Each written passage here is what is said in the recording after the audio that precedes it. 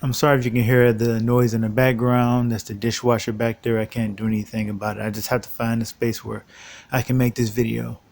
So I wanted to talk about the article that Kylie Harrington had wrote in response to the interviews that she did with us, and also something that she mentioned in the article, and also one of the themes or narratives that the media has been pushing lately. And we've been over this before, but is more frequent now that Rosa Salazar has come out and also sort of backed up that narrative. And this is not to say that there's something wrong with the article that Kylie Harrington wrote, or even that it's completely something that the media is doing to be malicious or anything like that. But just that this is just going to be my attempt to straighten something out as best as I can, going off the limited knowledge that I have. It's just a regular person who just happens to be trying to watch this thing very closely. So I can only just give you what I believe to be true, and I could always be wrong. But what the media is doing now is what they have been doing is continuing to push this narrative that Alita is owned by Disney, which it is not. They've been saying that from the very beginning. I think they just don't really bother to double check this information. They just go off the assumption that Fox owned Alita, and now since Disney merged with Fox or bought Fox, that must mean that Disney now owns Alita. But James Cameron bought the rights to Alita in 1998 directly from the manga author, from the creator, Yukito Kishiro. So he has held on to these rights all of this time. And when I say right, I'm talking about the live action and the animated adaptations. I'm not talking about the distribution rights, because the distribution rights to the first Alita Battle Angel movie do belong to Disney. But beyond that, Disney has no power or influence over Alita. Now, there's a question of, does Disney have a right to first refusal? I don't know about that. I have to actually look into that. If that was the case, if they did have the right to first refusal, then Cameron would have to offer them the opportunity to do the sequel first before he offered it to Paramount or Universal or anything like that. But to this article, and not only will I go over the narrative that they have about Disney owning it, but I'll just talk about some of the things in here that even Kylie, I think she was well meaning, but she didn't really quite get right either. So Kylie begins by saying, when the Academy of Motion Pictures Arts and Sciences recently asked its social media followers what film demands watching on the big screen, an overwhelming response flooded the organization's Twitter feed for one unexpected movie, Alita Battle Angel. The effects-heavy sci-fi flick from director Robert Rodriguez and producer James Cameron received middling reviews and a tepid domestic box office when it was released in February, 85.7 million on a 170 million production budget, according to Box Office Mojo. But it has grown a fervent following that appears emboldened by other recent fan efforts to save struggling TV shows and franchises. Now that right there, I have to stop it right there. Alita Army was not inspired by any other movement. We were not inspired by what do you call it, like the Snyder Cut, anything like that. We inspired ourselves. We had a movie that we loved. That movie was being shafted by the media, by critics, by it was being just left to die at the movie theater. And we said we have to be the voices for this movie. We have to be the voices for Alita and for Rosa Salazar. And that's what we were doing. And we were defending this movie when the social media went down due to the Fox Disney merger. And between March and April, we were the only PR that Alita had. We were the only marketing that Alita had. So this wasn't a situation where we saw something else, another movement. And this was on Twitter. We didn't see another movement and decide to become like that, or decide, oh, we can do that too. No, that's not what happened. We were just a bunch of people on Twitter who who were speaking up and telling people, watch this movie, go see this movie. We were sharing our movie tickets. We were just building up a community and reaching more people. Our group was getting larger, and on March 18th, we that's when we adopted around March 18th. We adopted that hashtag Alita Army. So that was us. That was our community. That was our movement, and it had to do with nothing else. There was no other inspiration for that. Now, I'm just going to continue reading here. As fandoms become more vocal and active, how do studios balance those passions with the realities of box office returns and TV ratings? She goes on to say, the Alita Army, as they call themselves, is the example of fans pushing for the continuation of a beloved franchise. Last month, the loyal fan base for Netflix's canceled sitcom One Day at a Time celebrated its success in helping to revive the show for a fourth season on Pop TV, in part because of the trending Save ODAAT, I guess, Twitter hashtag. In May, John Wick Chapter 3, Parabellum, whose existence was the result of massive home video and word-of-mouth support for its predecessors, toppled Avengers Endgame at the box office, immediately in the Marvel blockbuster's fourth weekend in theaters. Let's see, move it up a little bit more. The last few months have shown that social media conversations and solid home video sales can seriously inform decisions by studios to invest in lower budget or small screen properties, but it may be an uphill battle for Alita, experts say. High awareness and high conversation don't always translate to big box office, ComScore senior media analyst Paul Paul D said. The ultimate barrier to any kind of fan-based sequel-inducing groundswell is that we're just talking about so much money. The film's disappointing 85.7 domestic box office, coupled with a solid but unspectacular 319.1 million overseas gross, was far from what the film would have needed to warrant an automatic sequel.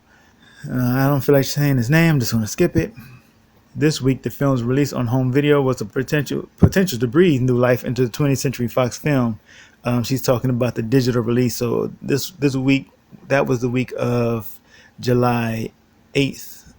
It was July 9th that the digital was released. But this article was probably released on the 10th or 11th, something like a few days after.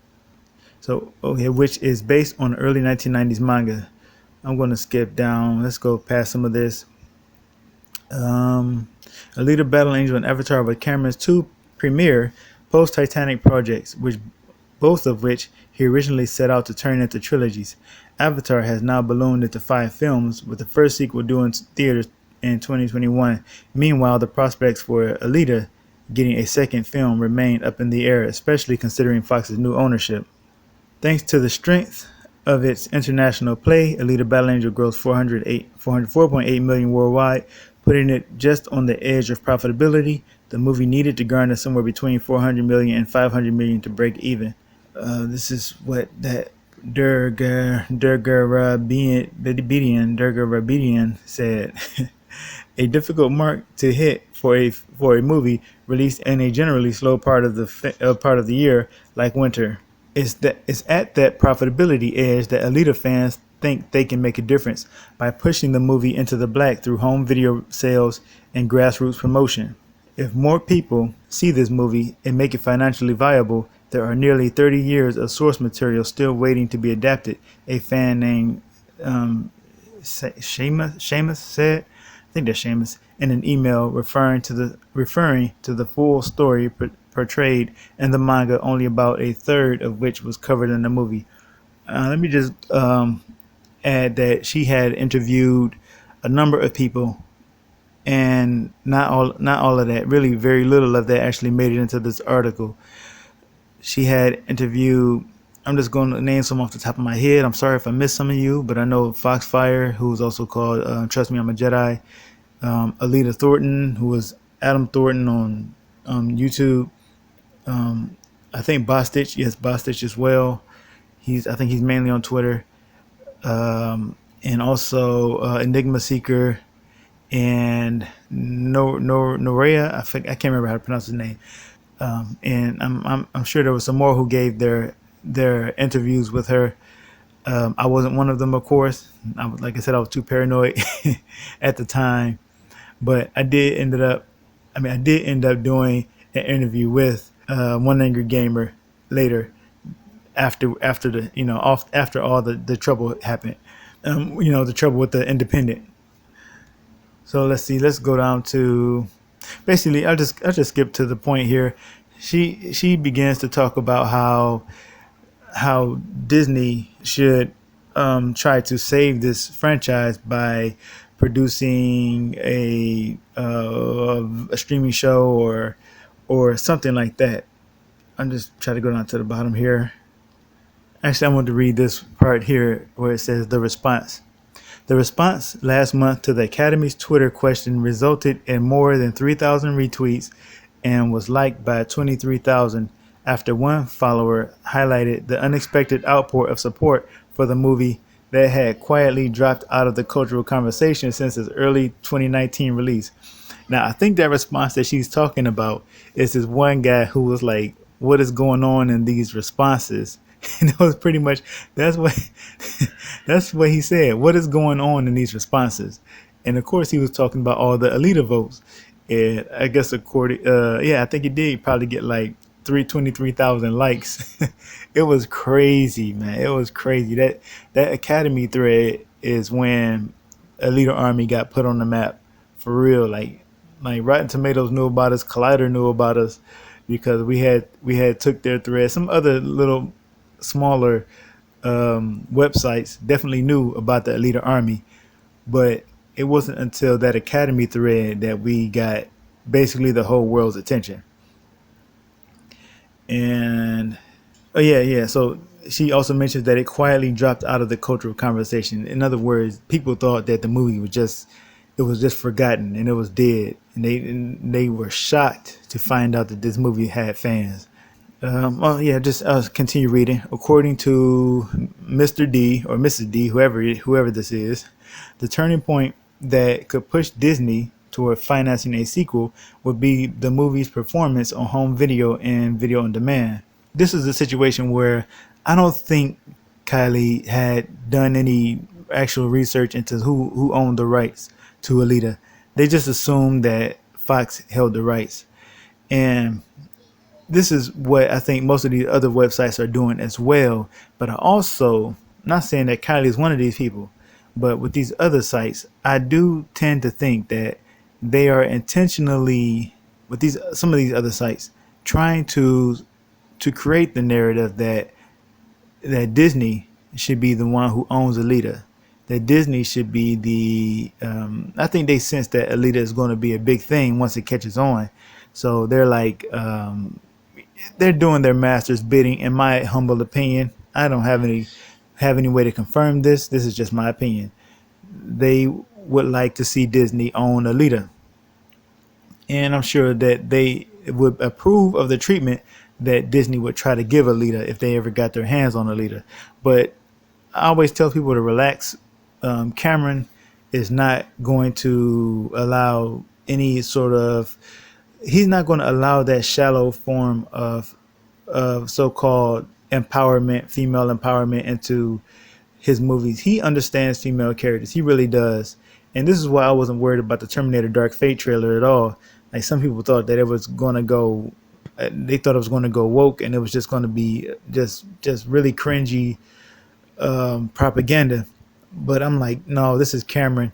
He knows, and so does Robert Rodriguez. They know female characters. They know the divine feminine archetype, or the sacred feminine archetype. They know that you have the mother, the daughter, or not the daughter, but you have the maiden, the mother, and the old woman, the crone. And they also know those. That's kind of like the big divine feminine sort of trio right there. But there are other feminine archetypes as well. You have the warrior, right? The warrior, the virgin warrior, or the like Athena. You have the the quote goddess of love. That's another archetype. You have these different examples of femininity and characteristics that Cameron and Rodriguez know very well, and I don't believe that they subscribe at all to this very shallow and deceptive form of female empowerment, which is really creating a male character and putting a female in that role and calling that female strong or empowered when all you really did was create a man and transpose a woman onto that man, basically, if that makes any sense. So I think I'm just going to stop there. I just want people to know that Disney doesn't own Disney doesn't own Alita. Disney does not have the influence or the power over Alita that people would like them to have.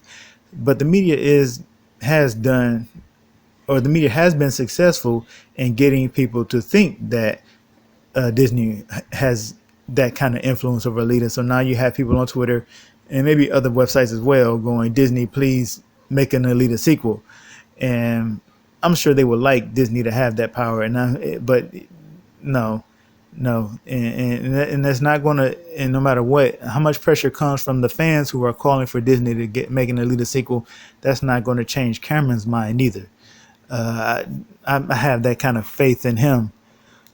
Now, before I end this, I just also want to give because I don't remember if I've done this already, but I do want to give a shout out to, I believe his name is Tony TGD, or that's the one angry gamer writer, who was one of the few media outlets to speak to us. Before, I think this was before Colleen Harrington wrote her article. For all the people that I reached out to for help when the Independent smeared us, I know Bounding into Comics responded, and One Angry Gamer had also put out an article, but they didn't have all the information.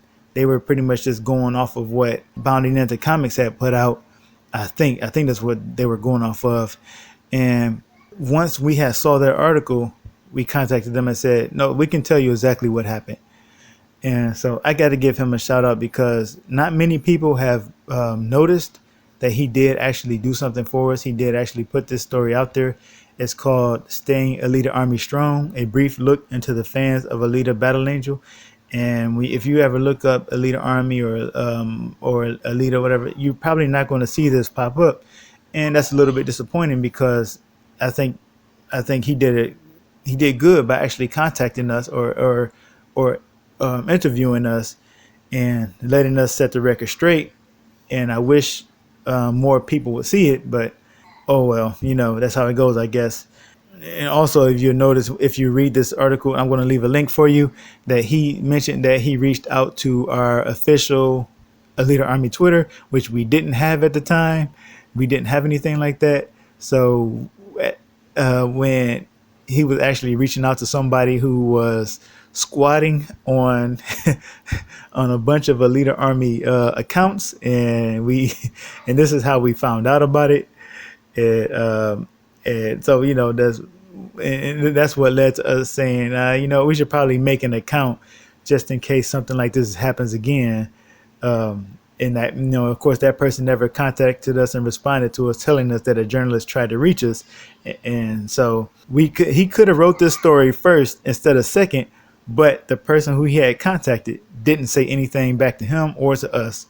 So he had to write 2 articles because of that. But anyway, I'll leave a link because I think it deserves to be read, and I really appreciate him doing this for us. And that's pretty much where I'm going to leave this. So thank you all for listening, and I hope it didn't go on too long. All right, bye.